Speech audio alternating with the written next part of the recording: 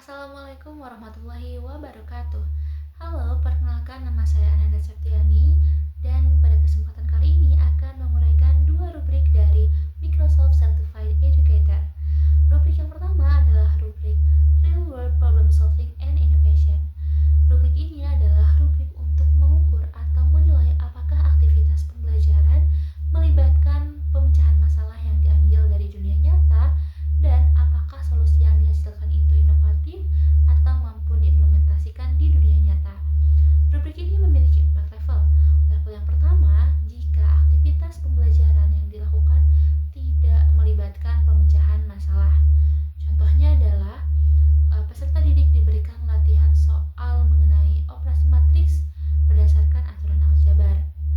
Selanjutnya ada level yang kedua, yaitu jika aktivitas pembelajaran melibatkan masalah atau melibatkan pemecahan masalah yang diambil dari dunia nyata tetapi masih diselesaikan dengan metode-metode yang rutin, tidak metode yang bersifat inovatif.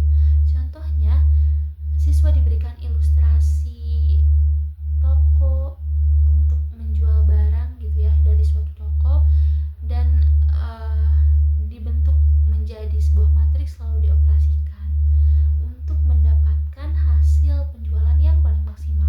Itu masih menggunakan metode rutin, yaitu membuat pemodelan matematika dan melakukan operasi aljabar dengan matriks itu di dalam matriks. Selanjutnya adalah level yang ketiga, jika aktivitas pembelajaran itu berdasarkan pemecahan masalah yang diambil dari dunia nyata dan juga solusi yang dihasilkan itu dituntut untuk inovatif. Contohnya adalah siswa ditugaskan untuk membuat sketsa tatanan kursi di dalam auditorium untuk mengoptimalkan jumlah penonton yang bisa ditampung di dalam auditorium tersebut. Nah, berarti kan nanti para siswa atau para peserta didik ini akan membuat ide-ide yang berbeda gitu ya, yang pastinya kreatif dan inovatif untuk menata kursi-kursi tersebut supaya jumlah orang yang masuk ke dalam auditorium itu bisa lebih banyak.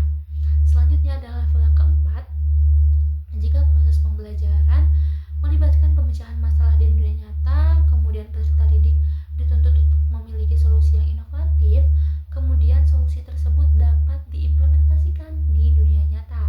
Contohnya, tadi setelah peserta didik membuat model atau sketsa penataan kursi di dalam auditorium, peserta didik itu langsung menata auditorium sesuai dengan sketsanya atau memberikan sketsa tersebut kepada pihak yang dapat mengatur jalannya kegiatan, salah satunya untuk menata kursi tersebut, sehingga solusi yang sudah dibuat itu dapat diimplementasikan di dunia nyata. Seperti itu untuk rubrik yang pertama, yaitu rubrik Real World Problem Solving and Innovation. Selanjutnya kita lanjut ke rubrik yang kedua, yaitu rubrik Self-Regulation. Rubrik Self-Regulation ini adalah rubrik yang berfungsi untuk menilai apakah peserta didik ini atau untuk menilai bagaimana cara peserta didik mengelola atau mengatur proses belajarnya secara mandiri, mulai dari proses perencanaan, lalu proses revisi dan proses refleksi terhadap hasil kerja mereka. Begitupun dengan rubrik yang ini gitu ya, memiliki 4 level. Level yang pertama adalah jika peserta didik tidak dituntut untuk membuat perencanaan apapun terkait tugas mereka. Contohnya, peserta didik mendapatkan tugas dari guru yang harus diselesaikan selama 1 semester, tetapi tidak diberikan atau tidak ditugaskan untuk merencanakan apapun dalam penyelesaian tugas tersebut gitu ya. Selanjutnya level yang kedua, yaitu peserta didik diminta untuk membuat perencanaan yang sederhana tetapi bukan berdasarkan kriteria tertentu ataupun umpan balik atau feedback gitu ya dari gurunya. Contohnya adalah peserta didik membuat jadwal pengerjaan tugas yang tadi diberikan untuk diselesaikan selama 1 semester, tetapi ini hanya untuk manajemen waktu saja gitu ya, tidak berdasarkan kriteria-kriteria tertentu atau revisi yang diberikan oleh gurunya. Lalu level yang ketiga yaitu saat siswa diminta untuk membuat perencanaan dan membuat perencanaan tersebut berdasarkan kriteria tertentu atau revisi, saran-saran, umpan balik yang diberikan oleh guru atau fasilitatornya.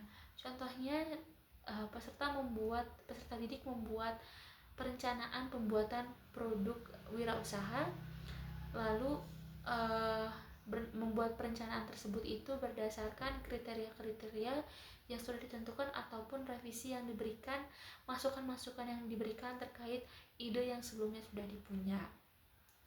Lalu level yang terakhir yaitu level yang keempat, peserta didik membuat perencanaan berdasarkan kriteria tertentu ataupun umpan balik, lalu melakukan revisi berdasarkan